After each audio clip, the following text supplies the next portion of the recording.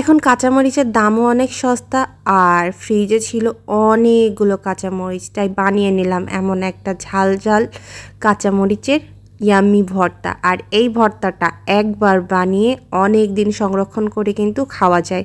তো চলুন কিভাবে আমি বানিয়েছি সেটাই দেখে আসি। এখানে আমি নিয়ে নিয়েছি বেশ কিছু কাঁচামরিচ, আর এই মরিচটা আমার ফ্রিজে কিন্তু পড়েছিল, তাই আমি এটাকে আর ফেলে দিয়ে রাখি নাই, ব্যবহার করে নিয়েছি। তো মরিচগুলোকে আমি একটু ভাপিয়ে নিব, জাস্ট ভেতরটা সেদ্ধ করে নেব, না হলে কিন্তু কাঁচা কাঁচা ভর্তাটা আপনি সংরক্ষণ করে খেতে পারবেন না। তো মরিচটাকে ভাপিয়ে নিয়ে এটা ঠান্ডা করে আমি তারপরে এটাকে ব্লেন্ড করে নিয়েছি, মানে ক্রাশ করে নিয়েছি আর কি। তারপরে একটা প্যানে আমি তেল দিয়ে দিয়েছি, এটা কিন্তু সরিষার তেল দিয়েই করতে হবে। সরিষার তেলটা দিয়ে আমি এখানে নিয়ে নিয়েছি 1 কাপ পরিমাণ পেঁয়াজ আর 3-4টা রসুন। এগুলোকে আমি ভালো করে ভেজে নিব, মানে হালকা ভাজা ভাজা হবে, তখন আমি দিয়ে দিব 3টা চাপা শুটকি। আমার চাপা শুটকির ফ্লেভারটা অনেক ভালো লাগে, তাই আমি চাপা শুটকিটা দিয়ে নিয়েছি। আপনারা চাইলে যে কোনো শুটকি ব্যবহার করতে পারেন, আবার নাও করতে পারেন।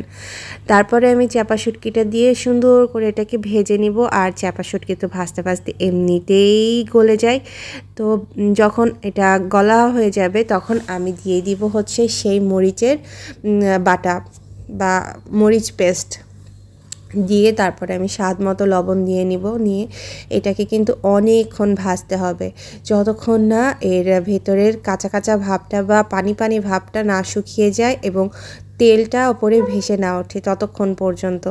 আর এই ভাজাটা আপনাকে দাঁড়িয়ে থেকে অনবরত নাড়তেই হবে। তো আমি এখানে সুন্দর করে মরিচগুলোকে ভেজে নিচ্ছি। আর এই ভর্তাটা গরম গরম ভাতের সাথে খেতে যে এতটাই মজা, যে খেয়েছে সেই জানে। তো যাই হোক, আমার দেখুন ভর্তাটা কিন্তু প্রায় হয়ে এসেছে, আর 10 মিনিটের মতো নাড়াচাড়া করলেই আমার ভর্তাটা একেবারে কমপ্লিট।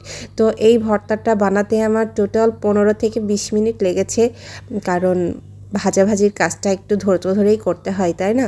তো যাই হোক, আমার ভর্তাটা কিন্তু একেবারেই মানে হওয়ার কাছাকাছি। আর 2-3 মিনিট আমি এটাকে ভাজবো, ভাজার পরে এটাকে উঠিয়ে নিব। তো এই তো আমার মরিচের ভর্তাটা হয়ে গেছে, আর এটাকে এবার আমি উঠিয়ে নিব। উঠিয়ে নিয়ে তারপরে গরম গরম ভাতের সাথে আমি এটাকে সার্ভ করব। যদিও আমি খাওয়াটা আর আজকে দেখাতে পারি নাই, যেহেতু রোজা ছিলাম, আর রোজা রেখে তো আর খাওয়া দেখানো যায় না। আরও একটা কথা, এটা যখন আপনি এর পরে বার ফ্রিজে সংরক্ষণ করে খাবেন, তখন কুচি কুচি করে পেঁয়াজ কেটে তারপরে সাথে একটু সরিষার তেল দিয়ে মাখিয়ে গরম গরম ভাতের সাথে খাবেন।